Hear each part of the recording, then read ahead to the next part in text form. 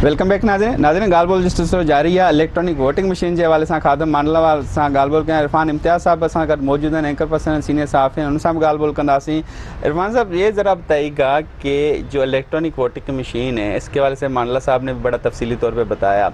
अगर हम journalist point of view से बात करें तो दोनों पार्टियों का हमने मौक़िफ़ देखना है, अपोजिशन का भी देखना है, हुकूमत का देखना है, क्योंकि हम बैलेंस करना है, हमने किसी साइड पे नहीं होना, टिल्ट नहीं देना। तो ये न्यूट्रल वर्जन के हिसाब से अगर देखा जाए दोनों पार्टियों का, अपोजिशन और हुकूमत का और थर्ड पार्टी इलेक्शन कमीशन का मौक़िफ़ मिला के देखा जाए, इलेक्ट्रॉनिक वोटिंग मशीन कितनी हद तक कामयाब है?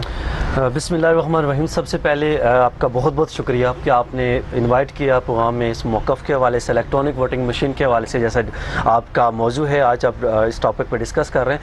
तो सर मैं इस वाले से ये कहना चाहूँगा कि ये जैसा कि मंडला साहब ने कहा, मैं न्यूट्रल फेस से अगर बात करना चाहूँ तो मैं एग्री करता हूँ, क्योंकि ये वक्त की ज़रूरत है, ना सिर्फ अभी बल्कि आज से 10 साल पहले इनको कर लेना चाहिए था। देखिए आज इस टाइम पे दुनिया जो है चांद पे पहुंच चुकी है और इतनी टेक्नोलॉजी तरक्की कर चुकी है कि यकीन करें कि हर काम टेक्नोलॉजी पे हो रहा है, हर काम जो है ना वो जिद्दत से किया जा रहा है। लेकिन पाकिस्तान में हम अब भी वही पर्ची का सिस्टम राइज है, वही पर्ची के ज़रिए से हम जो है रेफरेंडम है या वोटिंग है, तमाम चीज़ें इस पे चल रही हैं। इसके अलावा टोकन का सिस्टम आप देख रहे हैं, और हाँ कुछ प्राइवेट डिपार्टमेंट ज़रूर हैं जिनमें ये चेंजिंग आई है और इलेक्ट्रॉनिक मशीनें इस्तेमाल की जा रही हैं। इलेक्ट्रॉनिक वोटिंग मशीन की जहाँ तक बात है तो इस वाले से मैं ये कहना चाहूँगा कि एक अच्छा स्टेप है, बट आपको पता होगा कि जैसे ये इलेक्शन हुए, साबका इलेक्शन से पहले भी ये बात चल रही थी कि इलेक्ट्रॉनिक वोटिंग मशीन को जो है ना वो अभी बरकरार किया जाएगा, उस पर ही सारी वोटिंग होनी है। लेकिन अनफॉर्चुनेटली उस वक्त भी इस चीज़ को थोड़ा सा बैक एंड पे ले जाया गया। यहाँ पे एक छोटा सा चीज़ पूछना चाहूँगा, हम जनरल पॉइंट ऑफ व्यू से बात करें, क्या यह इलेक्ट्रॉनिक वोटिंग मशीन बन्नू के पहाड़ी इलाके की किसी यूनियन काउंसिल में या सिंध के थर की किसी यूनियन काउंसिल में जहाँ पर बिजली नहीं है, जहाँ पर इंटरनेट नहीं है, हम मांडला साहब की बात को मानते हैं कि ठीक है इसमें ये चीज़ें बेहतरी की तरफ जा रही हैं, लेकिन क्या उन यूनियन काउंसिलों में जहाँ पे ये मशीन लगाई जाएगी हमारे लोग, हमारी आवाम इतनी अवेयर है कि उनको जहाँ तक मोबाइल ऑपरेट करने की काफ़ी मुश्किल होती है, जहाँ पे बेनज़ीर इनकम सपोर्ट के अपना डेटा मालूम करने के लिए किसी थर्ड पार्टी बंदे का सहारा लेना पड़ता है, क्या वहाँ पे ये चीज़ कामयाबी की तरफ जाएगी? देखिए इसमें दो चीज़ें, अगर आप साफ़ हैं शफाफ इलेक्शन की बात करते हैं या फिर इलेक्शन की अगर हम बात करें, मैं पहले एक पॉइंट ऑफ जो आपका मौक़िफ़ था मैं उसको क्लियर करता चलूँ। उसमें यह है कि जैसे अभी जो PTI की जानब से, मौजूदा गवर्नमेंट की जानब से इलेक्ट्रॉनिक वोटिंग मशीन का जब इसका ऐलान किया गया, नोटिफिकेशन जारी किया गया, उसके बाद अपोजिशन कमीशन की जानब से बातें सामने आई कि बल्ले के निशान को हटाया जाएगा तो हम इसको कबूल करेंगे। देखिए ये बातें जो है मैं समझूँगा कि ये सीरियसनेस नहीं है, हम उनके पार्टियों को मैं उसी तरफ आ रहा हूँ। देखिए अब उसके बाद जैसे आपने कहा कि अगर हमारी आवाम जो है ना, हमारे लोगों में इतना शोर नहीं है कि इलेक्ट्रॉनिक वोटिंग मशीन को वो इस तरह से ऑपरेट कर सकें या अपनी वोटिंग वो करवा सकें। देखिए डिपेंड करता है कोई भी चीज़, जैसे आज 10 साल पहले अगर मोबाइल का इस्तेमाल नहीं था उस तरह से, आज मोबाइल का इस्तेमाल है, बच्चा भी यूज़ करना जान गया है। जब इलेक्ट्रॉनिक वोटिंग मशीन, जब आपने सिस्टम ही यही राइज कर देना है तो डेफिनेटली आपको साल 2 साल पहले आपको इस सिस्टम पे काम करना है। जब आप काम करेंगे उनके पास ऑप्शन ही नहीं है भाई, आप वोट कास्ट करने के लिए। इस हुकूमत ने अगर किया है तो इसको 10 साल और चाहिए। नहीं, मैं इससे बिल्कुल एग्री नहीं करता हूँ। देखिए अब अगर नेक्स्ट इलेक्शन में अगर यही ऑप्शन बचता है कि आपने अगर वोट करना है, आप just through electronic voting machine ही कर सकते हैं, आप देखिएगा कि विद इन 2-3 मंथ्स कैसे लोगों को इसके वाले से शोर या अवेयरनेस आती है।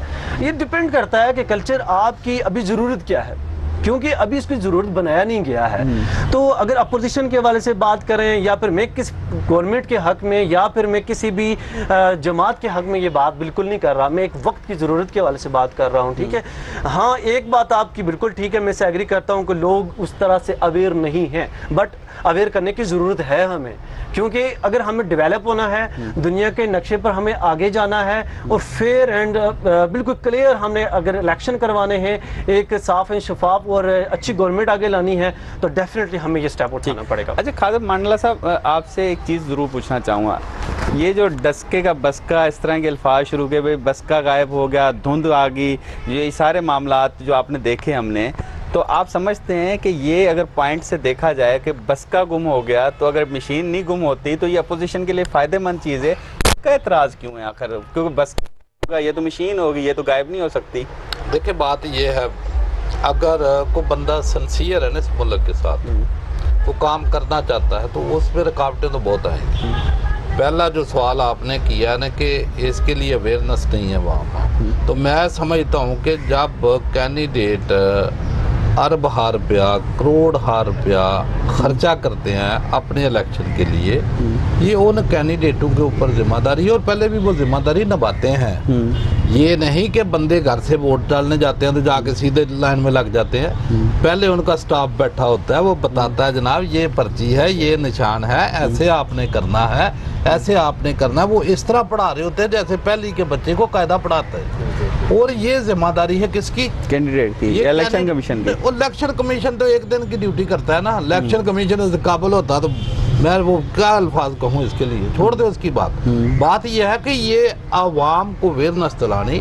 ابھی ایک اعتراض یہ بھی انہوں نے لگایا ہے کہ مشین کی وجہ سے جو ٹرن اوور ہے ووٹنگ کا، خواتین کا، وہ کم ہو جائے گا۔ کیا مشین جا کے کوئی تبلیغ کرتی ہے؟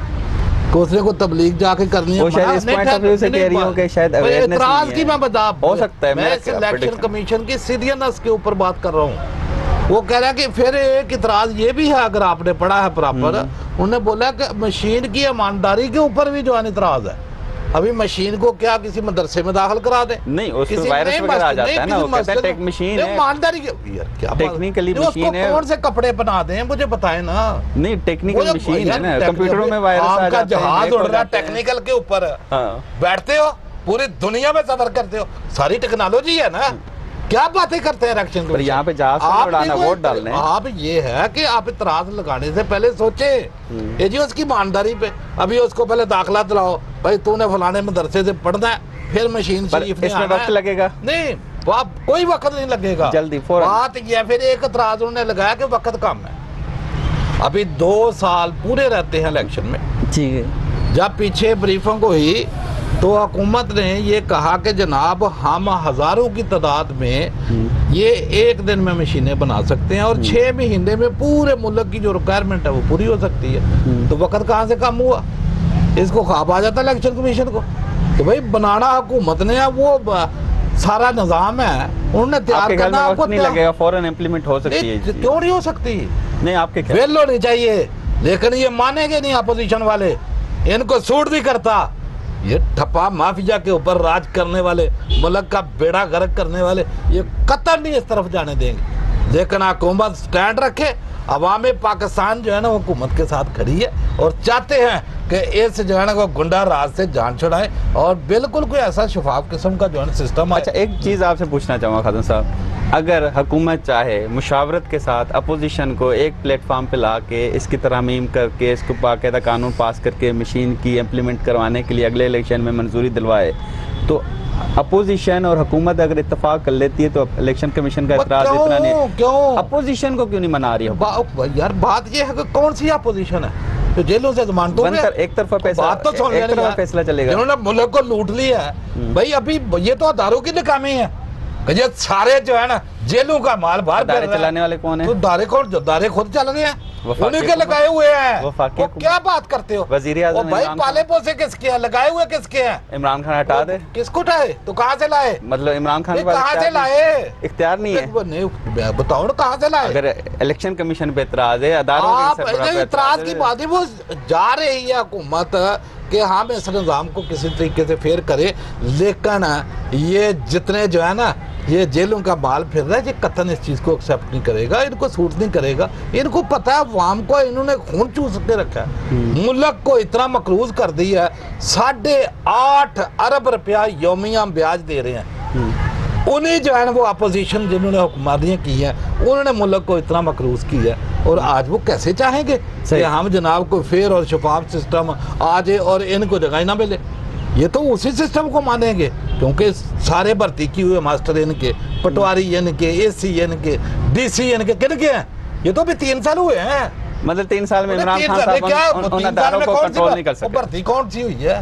نہیں، سارے انہیں کو بیک اپ دے رہے ہیں، اچھے لوگ لا سکتے ہیں نا اداروں سے لائیں، مطلب سارے کرپٹ ہیں؟ انہیں کرپٹ کی تو بات ہی نہیں کر رہا ہوں میں، سارے ان کے ہیں؟ تو حکومتیں انہوں نے کی ہیں نا، بھرتی انہوں نے کی ہے، چلے جہاں سے کوئی بینیفیشری ہے اس کی بات کرے گا۔ ٹھیک مولانا صاحب بریک لیتے ہیں، بریک کے بعد افغانستان کی صورتحال پہ بات کریں۔ ناظرین وٹھنا جی بریک ہے، بریک کھاں پہ افغان حکومت جو معاملہ افغان حکومت ٹھان تھی ان کھاں پو جب صورتحال کیے پہ انہیں معاملے تے گال بول کرنا سے